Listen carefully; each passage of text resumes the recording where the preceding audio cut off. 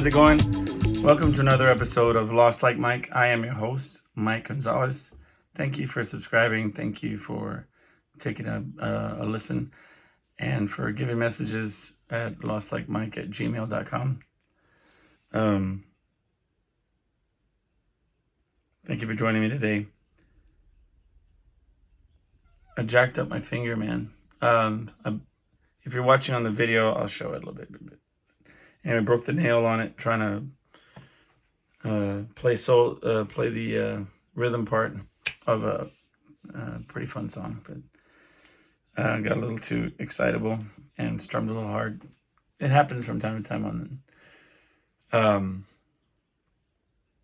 but more importantly, I was taking out this trash bag. And I was telling my wife, I don't know why you didn't tie this trash bag outside. We were doing some yard work, and I found out real quick. She was like, don't. And I tried to shove this stuff down, and it was a bunch of thorn bush branches. She was trimming down rose bushes, and they had those real big thorns for the thicker part of the branch, and just, stuck about 2 or 3 of them in this one dumb finger that seems to get all the punishment out of everything that I need. I talked about that one time, that I think that Mother Nature, you have to, if you mess with her, like if you wanted to do yard work and stuff, I think there's always a little bit of penance to be paid. So I don't mind that. Carrying branches to the front yard, you get scraped up. I mean, it's part of, paying your part of messing with as things are.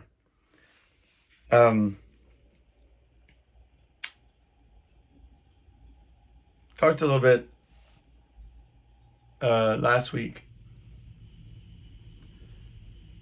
I wanted to follow up on it. I was able a couple things that we talked about last week.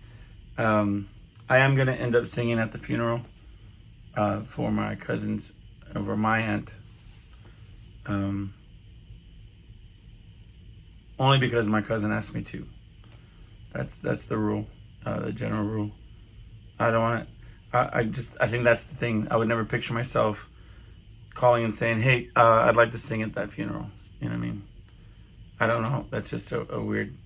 My mind can't wrap around that. But if somebody was to say, "Hey, would you mind singing a song at the funeral?" I would get the butterflies, but it wouldn't be the same thing. It wouldn't be the ego thing, feeling like that.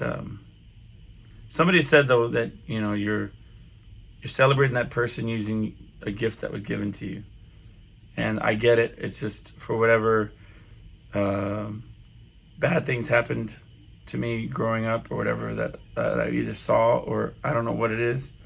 For whatever reason, it's just a mental block. But I did decide to do it. I wanted to follow up and say that I'm going to go ahead and do that, and I'll let y'all know how it goes down. I had one of those moments where he said, I just said, I got tired of talking about doing something, and I have this new thing where I call my mom on my drive home from work. It's a good habit. I had not been communicating enough with my mom, and I would suggest it to anybody who's fortunate enough to have somebody that they love in their life, a parent, a sibling, a friend, a partner. It may seem contrived to set up a schedule to communicate with them, but I think that especially if you don't live with them, to me it's beneficial, because every day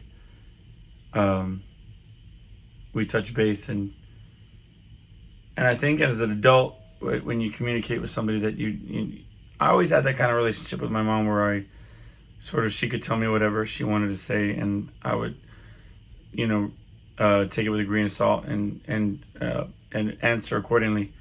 But I do find that the more I speak to her, the more I can hear her personality as it's evolved, because I think I think although there's fundamental things that won't change in sort of us as human beings, I think we do fundamentally, we are liquid, and we do sort of change um, throughout time. Anyway, I just think that it's a cool thing to do.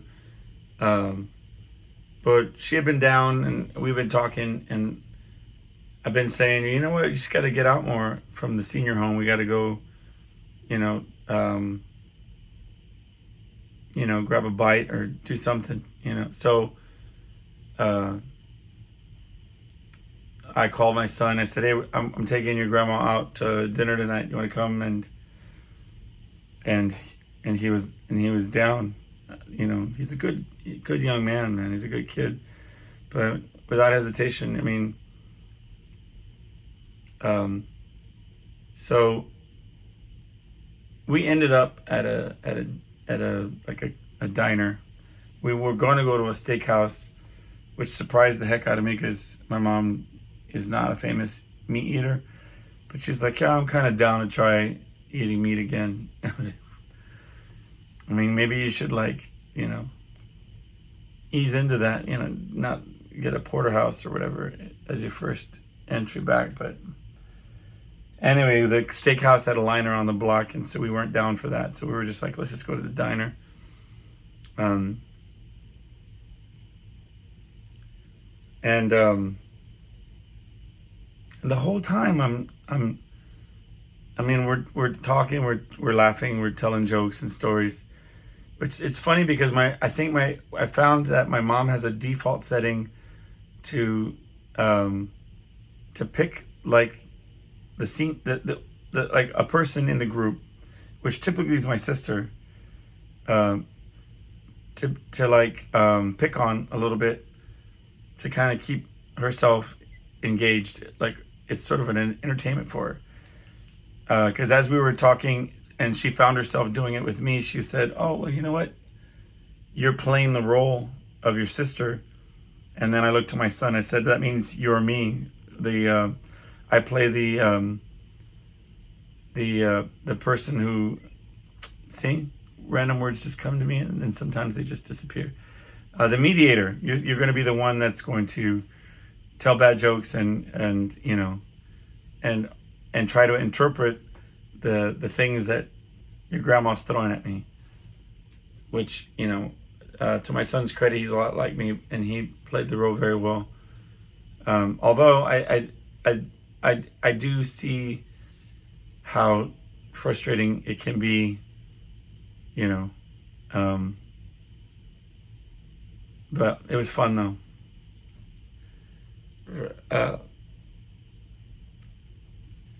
But throughout the meal, I had a chicken sandwich. I never get a grilled chicken sandwich. I never get that. I didn't want like a hamburger. I didn't want like beef. I wanted just something different. And I was looking at fish, and I was like, whatever. Y'all don't care about that part. It doesn't really matter. Bottom line, I ended up on the chicken sandwich. And the whole time I thought, something's wrong. Is it the mayonnaise? Is this a different kind of mayonnaise, or what's happening? And I had a little bowl of soup, so I thought, well, maybe this bowl of soup is messing with my taste buds. I didn't want to be rude, and everybody else was enjoying their food, so I was just kind of not complaining and just kind of going with it. And because you never want to be the person who's making a fuss. After I was giving my mom a hard time about one of the big topics was how my daughter has these sensory issues with textures in food, and how she's very particular about what she eats, and how I suspect that that's she got it from my mom, if she can't stand onions. So if she says, hey, I want, and this will come up in this situation as well, but if she says no onions on a burger, for example, if she opens up the burger and there's onions in the burger, or even if it's a flat two halves where you have the burger on one side and the veggies on the other, if she sees the onions, she can, okay, please, I said no onions, could you take this back? She could tell you know how sometimes the cooks are lazy and they just refire the burger. They put they put it back together on the same everything. Well, she could taste where the onions were. She could still taste that onion flavor, somewhere on the lettuce or somewhere, if it's on the flats, the two halves, or you know what I mean. And it'll bother her to no end. You know what I mean? I've seen that, and it's reminiscent of my daughter, because my daughter will be like, but in different ways. She can't eat certain things and whatever. So I was already talking to my son and my mom about that. We were joking and laughing and having a good time about it. So I didn't want to be the guy who was like, oh, something's wrong with my food. I'm like, oh, okay, so now you got a problem with what you're eating. So I get about 3/4 of the way through, and I said, you know what? I just can't anymore. I cannot take one more bite of this. This is just, it's hitting me wrong. Something's wrong here. And then I looked down, and sure enough, the chicken's raw. But here's the thing. So I had pretty much, like I said, ate more than half of it. And in my years working in restaurants and things, it was always, I would always find it humorous when, I would always take care of them, but I always find it humorous when a customer would say, oh, this is awful. And there'd be like a little corner of a burger left, or like, 5 chicken tenders, and they would eat 4.5, and they'll say, you know what, those are bad chicken tenders, I want my money back. Or they said, this is freezing cold, I ate 2 bites of it, I want you to make me a new plate. And then you're walking away, hey, what are you gonna do with that? Why don't you just leave that and I'll eat that while I wait? And it's like, fool, you just said that it wasn't good enough to eat, and now you want to eat. Okay, you know what? I'm not even with you. But anyway, so I tell the wait staff walks by to collect the plate, and my mom had seen it, and she says, and then the waitress, it kind of points at the lady and points at the sandwich, because I had said, oh man, and I noticed it. And my mom said, it was raw. What did you eat that for? And I said, I didn't know. I didn't notice it. I didn't look. And then she points at the lady came to collect the plate, and the waitress says, oh, I see it. I'm sorry. Well, no, not even. She didn't even say she's sorry. She just says, oh, I see it, and takes it away. And I see her talking to the cooks, and what I get, I found out later, was the manager. She's telling what happened. So my mom and my son are both saying, are you going to say something about it? And I was like, well, my frustration is that I practically ate the whole damn thing. I don't know. I should not have shoved it down. I should not have forced it. I don't feel well, and I could just tell that this was a bad thing to eat, right? Well, you should say something. They both were kind of like back and forth, like, you should say something. And had my wife been there, I would have already had, a comped meal and season tickets to the Spurs. I don't even know. She's pretty aggressive. But for me, I saw both sides, and I said, look, here's my thing. I'm going to play my role in this scenario. I'm going to volunteer that I ate the whole thing, practically, and put the ball back in their court. And whether or not that's the correct way to handle that, I'm not sure. But to me, it's what I would have respected if a customer said that to me. Like, look, man, I realize I ate the whole thing. I just want to. So I went up to the front to pay the check, and the lady says, "Hi, how is everything?" And I said, "Listen, I just have to, in full disclosure, I have to tell you, I ate the sandwich. I didn't pay attention. That's on me. I got about 3/4 away, and it was raw." It was raw. They'll give it to you free, I'm sure of it. I'll just have to get the manager. She says this. I'm sure you're gonna get it for free. I'm sorry. I said, listen, that's fine, but I just want to explain to you, I did eat 3/4 of it. That's on me. You know what I mean? I'm not coming to you with that approach. I just want to let you know that I don't feel well, and I believe that it had something to do with that. I should not have eaten that. Right. And while I'm saying this, here comes the manager, dun, dun, dun, dun, dun, comes over, and he says, "Oh yes, what's going on? How can I help?" And she starts to tell him what's up, and he says, "Oh yes, I did see that. I did see that the corner of it was not cooked." I said, "The corner of it was not. I mean, all that was left was a corner, friend. Like the whole. I mean, you think that this corner's it was the only part that was raw, like it, you know." Anyway, I yelled at the cooks about it, not to worry. I'm not worried. I mean, good for you. I'm glad you yelled at your cooks. Okay. And then he says, "I'll tell you what. If you get sick, you come on back by, and I'll make you another chicken sandwich, and I'll make it myself." That's what he said. And I'm thinking, first of all, I'm not coming back here, right? But second, I mean, the last thing I would want if I got ill, if I got salmonella from this stupid ass chicken sandwich, is another chicken sandwich. You feel me? Like, come on, man.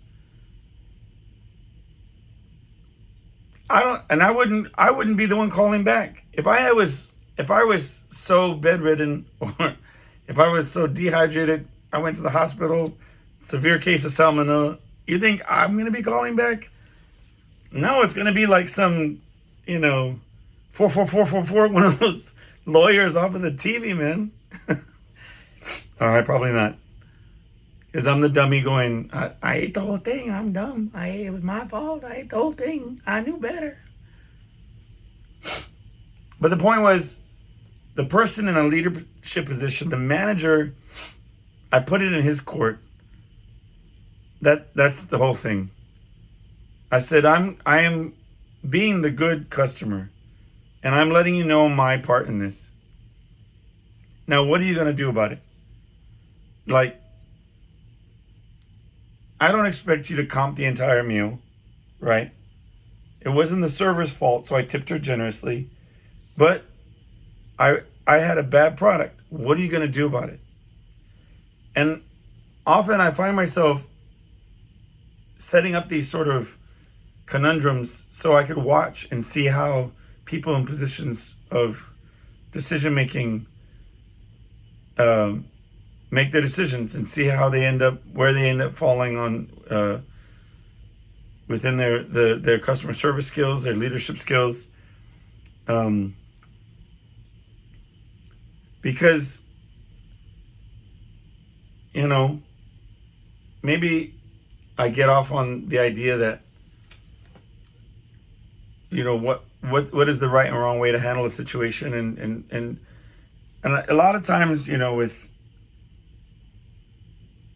over the years, I've seen my wife on many a phone call with different businesses and restaurants and whatever, different companies, and listen to how they handle bad service, bad products, return policies, all this kind of stuff. Within every situation, I mean, we talked about this a couple of weeks ago on a show with that dentist office that was rude and condescending, and when the insurance company said absolutely they could have made exceptions. Most dental offices do. They'll honor these discounted prices. They don't have to, but that just because they can gouge you doesn't mean that they always will. And this is just an example of one dental office that does, right? But it's always interesting to me to see these companies and how they react.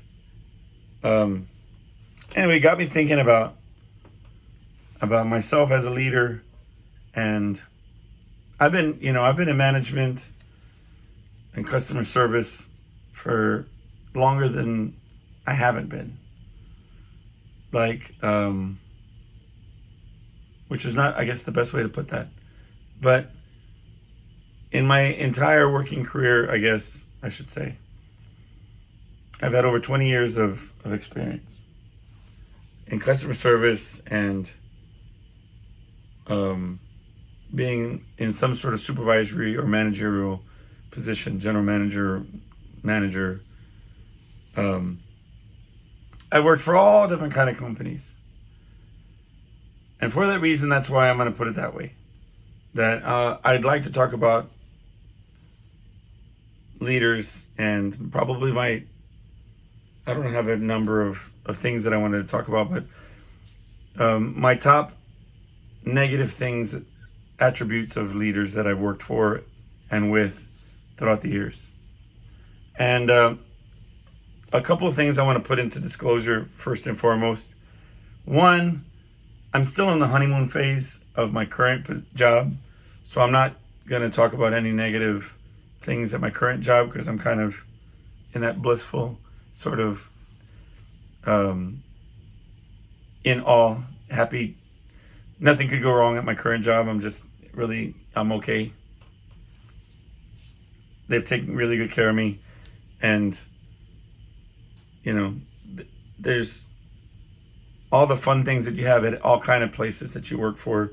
Nobody's perfect, but I wouldn't have it any other way right now, because I think that we're all, they take good care of me. And that's the main important thing, is that they relentlessly take care of me. So I'll call it the honeymoon phase, that they're just still, they could do no wrong that I would bitch about on here. And then somebody saying, well, you're afraid they're going to hear you and fire you? Yeah, all 40, 50 people that download the episode on the different platforms. One of them's going to be, no, I'm not concerned about that. I would say it, I'd be lying if I didn't want to. I wouldn't offer this disclosure if I was under the impression that they might hear it and think negatively. But that's why this disclaimer is here. I'm not talking about this company. I'll put it like that. And there's certain other companies that had me sign NDAs. And so I'm not going to, confirm or deny. I'm just talking about just all the companies in the past, way back there in the past. And I've worked for so many and with so many different people. And over, I guess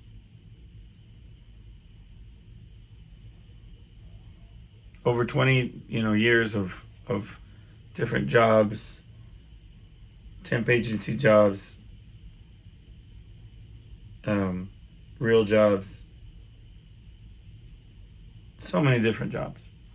So, I could hear that's, you probably think this podcast is about you. No, it's not. But if you'd like to think, that it is, that's on you. Because I'm talking about douchey managers, and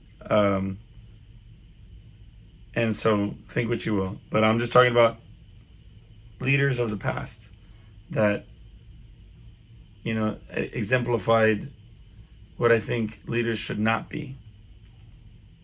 Okay. And there's things as a leader that I've done that make the list. So don't front. I'm not being like I'm perfect either. So, but anyway, that was definitely one of those examples. I think I did talk about this one leadership style, and it's finding, and I'm going to call it finding balance with your ego as a leader. And one time I remember, and I talked about this early in the early episodes. I don't know if I gave the full story, but I'll just briefly talk about we were cleaning the restaurant equipment late one night, and the guy, this general manager pops in, and he's like, "Listen, I'm gonna be checking y'all out tonight, and and my team said, we're gonna do a really good job for this general manager. We want them to see how good we are." And so I had full pride in my crew, and said, "All right." I said, I put your money where your mouth is. Buy my crew dinner the next time they work. If they clean it, to a high level of cleanliness. And he said, "I'll give it the white glove level of clean." I said, we'll do our best. Anyway, we stayed and cleaned till like 2, 3 in the morning. He finally came down and said, "Yo, we're leaving. I'm out." And I said, "Cool." And my crew was all sweaty, and I mean, they polished things sparkly. And this guy walks in, and he goes behind some light switch or something. He drags his finger, rubs it together, and says, "It's very clean, guys, but it didn't pass inspection. Have a good night. I'm out." And in his mind, right? Because you could see that smug look on his face, and you could see how pleased he was with himself. That, oh, they thought they were going to live up to my standards. My standards are so high, blah, blah, blah, blah. All right. What he didn't see in his sparkly little moment of jerkness was that the deflated faces of the disenfranchised, they won't care ever in their whole entire lives again about him, the company, or anything having to do with this type of situation where all he had to do was be like, "Y'all really killed it. You know what? I mean, I would say 99% just spotless." I mean, I could have. Let me tell you what. I'm gonna get y'all dinner tomorrow. The next time y'all work, I'll get y'all dinner. And maybe pulled me aside and said, "Listen, that was awesome job they did. Always keep in mind to look behind this area, But kudos, man, they did a really good job. But follow up with them in the future and make sure that something like that." But that ego of, I bet you he drove home, I got my standards. Oh, I'm so good. And can't live up to my standards. I'm so good, and it just completely defeated the purpose of shaping the next, because that's your job as a leader. You're training the people to take your place. That's the end of the sentence. That's your job, is to make somebody ready to take over and do what you do. In my current job, I was talking to this one of my team members, and they're like, "Why are you telling me like this part? Like, why?" And I said, "Well, how are you ever gonna, like, you ever thought about being in the leadership position or doing this part of what we do? And that's just always been my understanding. I've worked for some really good leaders, don't get me wrong.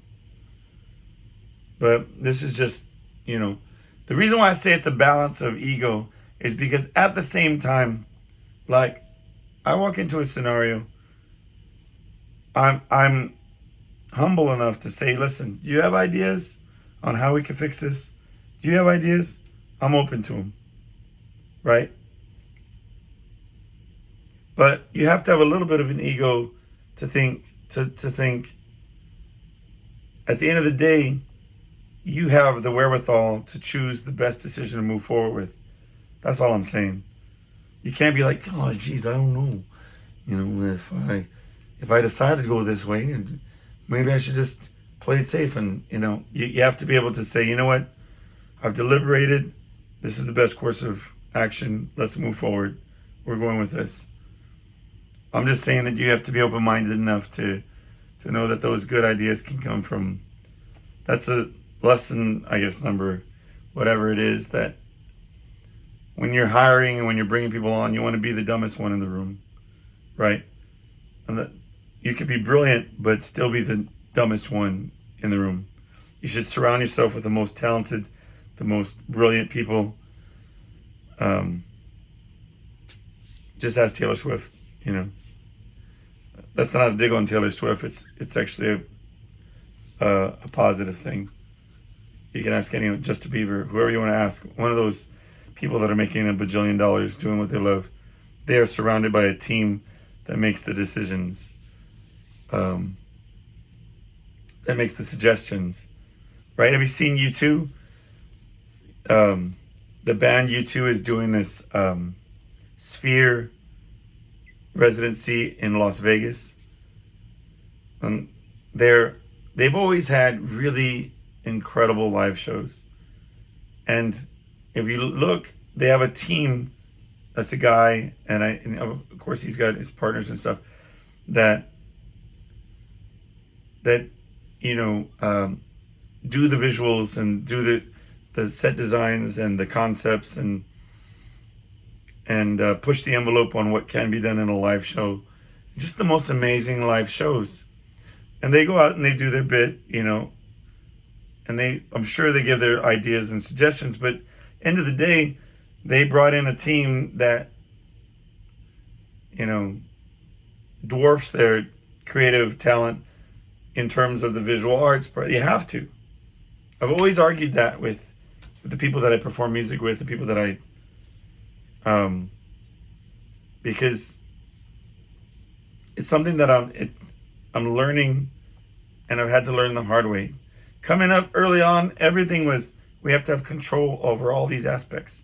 You know, we'll learn, you know, figure it out. But there's no shame in saying, let's hear some ideas. Let's, you know what I mean? I don't have to be the best at everything. You know, I can just be the best at expressing myself. And then the rest of it, you can look for help. You can ask for help. There's no shame in that.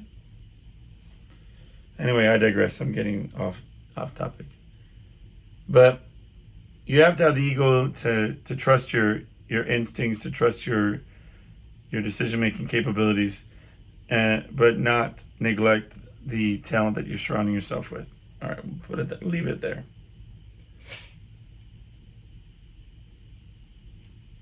Another issue I have with some leaders is the yes men or yes people. I've run into that so many times in my my history with work, where behind closed doors, everybody's like, this is my opinion. I think this is wrong. What's happening here is wrong. And then when put in a position to express that to decision makers, and they say, well, this is what we're doing right now. Oh yeah, that's a fantastic idea. I think that's great. Let's go full forwards with that. That's great. Wait. I think it's a problem because of these reasons. Does anybody else feel that way? Oh no, this guy's crazy. This guy's crazy. He must be out of his mind just expressing himself like that. What you said was best. Let's just go with that. And it's like, all right. I mean, there were times when, you know, you're marched right up in the front after deliberating with everybody and saying, you know what, we need to talk about how this is not the best way forward. All right, we're right behind you. Let's go. Let's do it. Or even just, you all think that you're on the same page and you're like, all right, well, I'm going to them with this is our idea, and okay, it's a good idea, guys. All right, I'll present it. present the idea, and then somebody will say that I don't remember approving this. Is this what y'all really want to? Y'all think this is going to be the best way to, And then everybody crumbles. Well, I don't know. If you don't think it's the right way to go, I guess that forget it. Yes men are dangerous because, especially if you're the type of person who would, go to war for a group, because when I go all in, I go all in. And if I go all in, I look behind me and everybody disappears. It's a very dangerous proposition for anybody to have that type of faith in people. Frustrating people. Anyway, that's that type of leader or manager. Oh, beware the open door policy. A lot of leaders will say, hey, listen, I just want to let you know I'm here for you. When you ever feel something's going wrong, it could be in your personal life. Doesn't always have to be in a professional capacity. I want you to come to me. My door is always open. Have a seat. Let it out. Tell me what's the problem. So many different leaders, managers have fed me that line.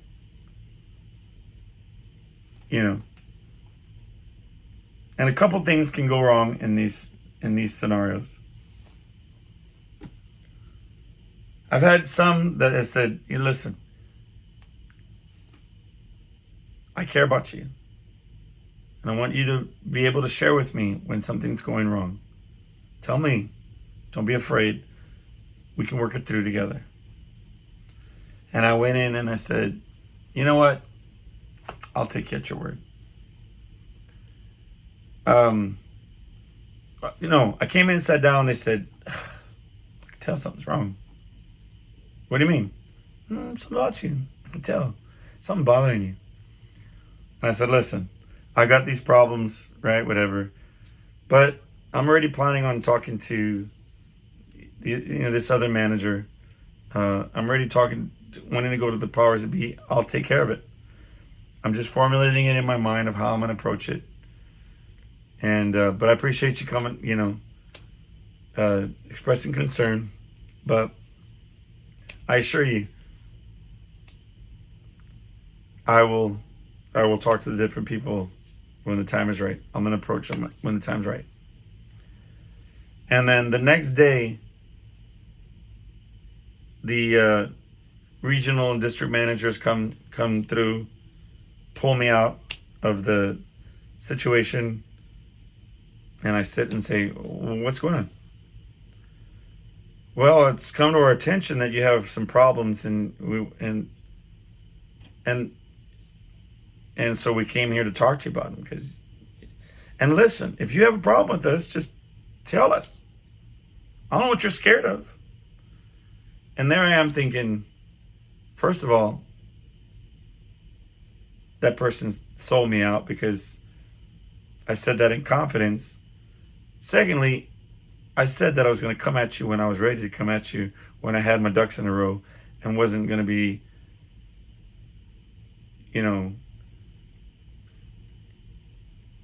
surprise attacked. I would have been on my terms. Now you got me on the defensive and I'm not prepared for this conversation. You see what I'm saying? It's poor leadership, right? Because do you think that'll work on the short term? That makes you look like a shiny nickel. But at the same time, that person will never trust you again. That open door don't mean nothing. You think that person's going to be stupid enough to come to you and say, guess what's bothering me today? You know what I'm saying? You've lost all integrity and all trust. Also what? So you could look like you got your finger on the pulse of what's going on with your crew? It's short-sighted. I mean, not to mention what's there's always the open door policy when it comes to, I had one where they said, oh, that district manager, that regional manager, I was in a bad way and they talked me off a ledge.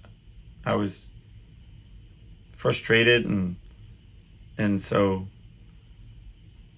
I was on the phone with that same district, region, whatever, higher up. And I said, look, man, I'm frustrated and with a lot of things and with these different things.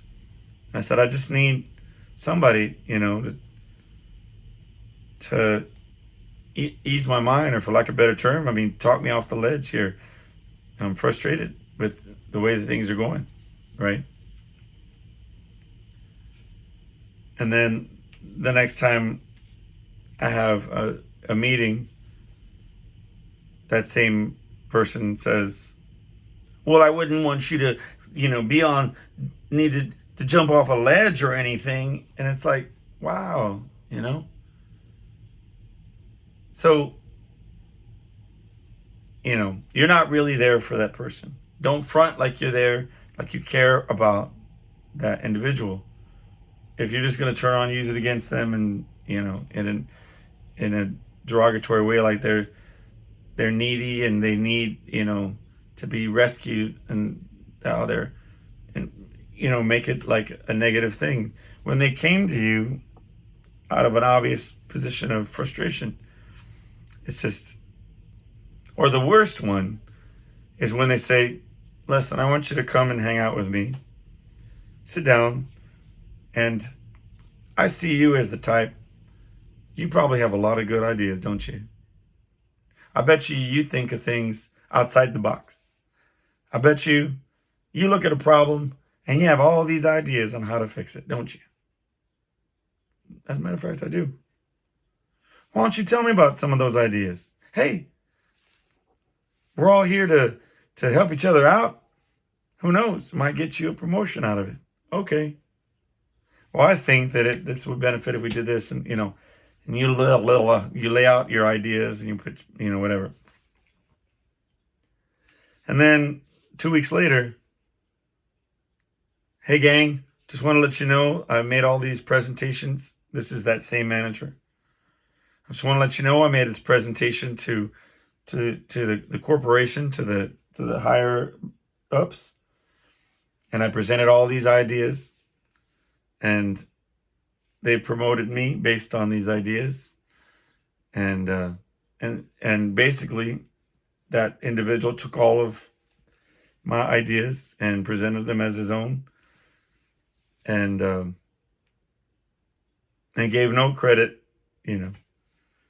just said that he had some ideas about all these different aspects of the industry, and left me hanging. That's the worst kind, I think, when you deceive the person into sharing their insights, and which a fundamental rule is always, to me, was a lot of them sound like cliches because they really are things that are so obviously right. Like, you should always take the blame as a leader, and you should always give the credit as a leader. So if something goes right, you say, man, it's my crew. They're just really talented. They're good. They're a good group. And if something goes wrong, I'm sorry that happened. I'm going to find the holes in the situation, but I should have spotted it. I should have caught that before it went south, or whatever. I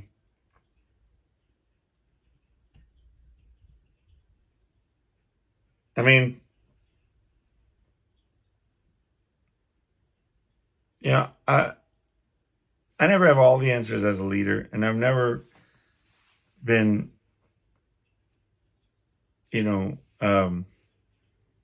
I aspire to do well in a leadership position, to help my crew do better and become better, And I've hired a lot of good people. I've trained a lot of good people over the years and promoted a lot of good people. And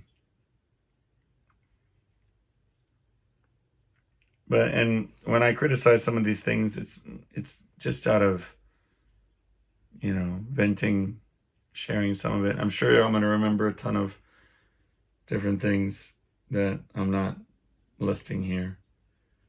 And as I said, I was guilty of a lot of things, shortcomings as a leader.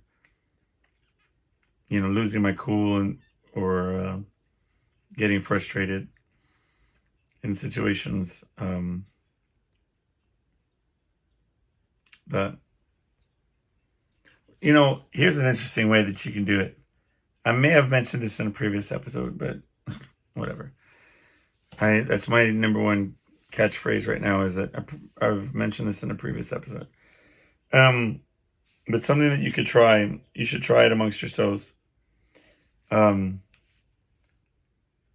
Okay, so if you have a group of friends, coworkers, or even your family, and you have a perception of yourself, that's, ask yourself first, okay? If there was a zombie apocalypse, right?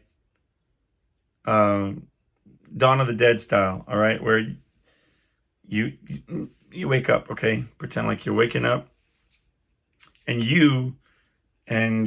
say your group of friends, of your closest friends, or say you and all of your coworkers from the job that you work at. Picture just the staff, wherever you work at right now. Just put random faces there. Or your family, extended family, whatever. Or your friends, put them in there. Or, an assortment of all those different ones.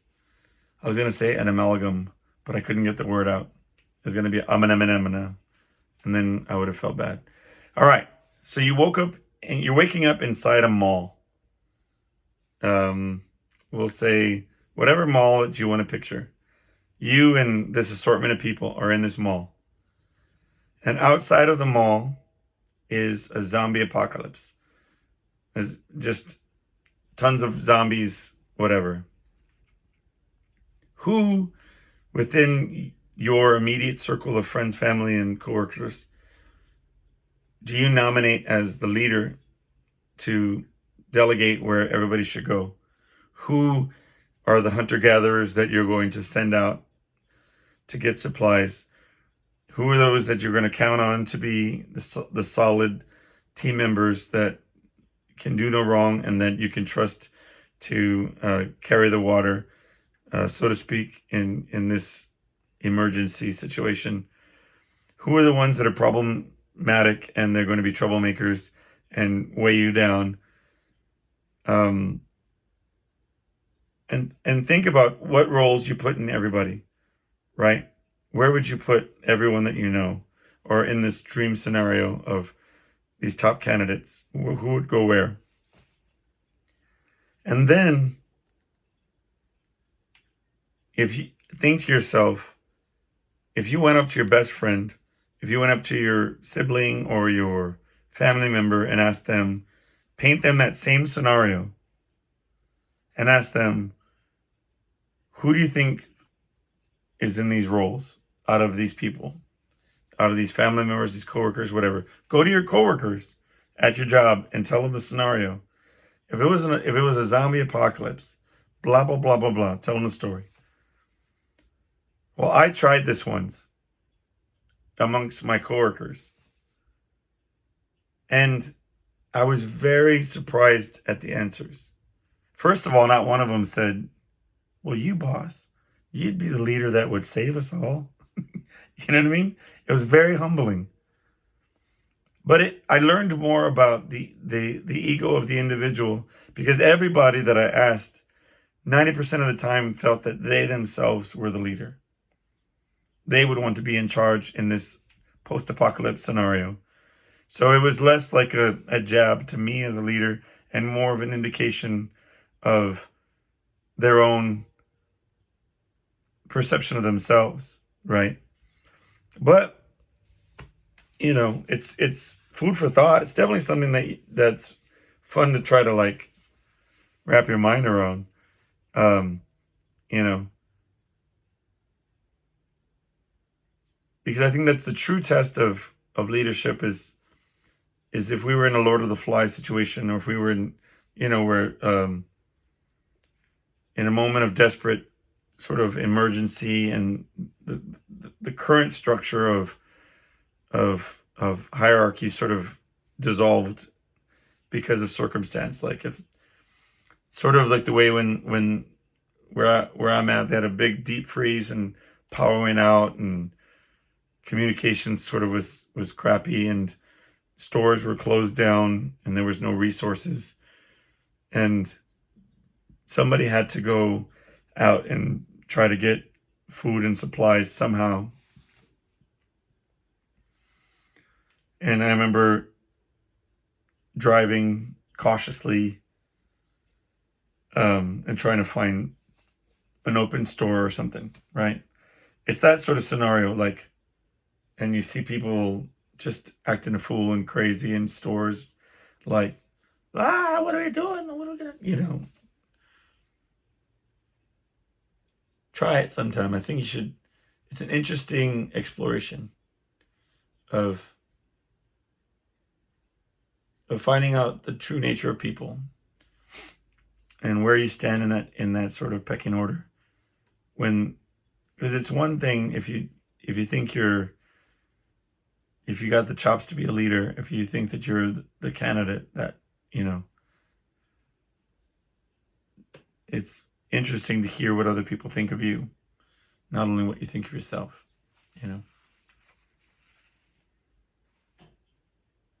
I think, who is it? I don't know. I probably lay back now that I'm older. It's like Sun Tzu says, you are the most effective leader when they couldn't spot you from the crowd, right? There's no name tag or badge or indicator, a different hat that you're wearing or outfit that designates you as the person in charge. But you're just quietly off in the back, sort of helping people go in the right direction. Things are moving in the direction you want, for whatever reason. Anyway, this was a bit of just me venting about these things. I'm just supposed to talk about what's on my mind, and that's what's on my mind right now. So, whatever. I hope that was fun and entertaining. Thank you for hanging out with me and listening. Still working on getting some people to co-host the show with me to talk about things, to interview them and whatever. I know pre-COVID I wanted to buy people coffee and ask them if I could record our conversations. That was one thing that I wanted to do with strangers, and share some of those conversations. I might do that. It's just weird, like, the more and more I deal with people, how, like, I'll say hi to people, and a lot of times the women will give you a look like they think you're hitting on them. They don't think you're just being kind. And men look at you with suspicion, like, what's this guy want? Just a very strange. And especially if you're like, hey, I want to buy you coffee. Would you like to sit down and talk? It's just, I don't know if that's a tenable situation. Anyway, thank you for hanging out and listening. Please email me at lostlikemike@gmail.com and let me know what you'd like to talk about, or what's on your mind. And I'll see y'all next time. Bye.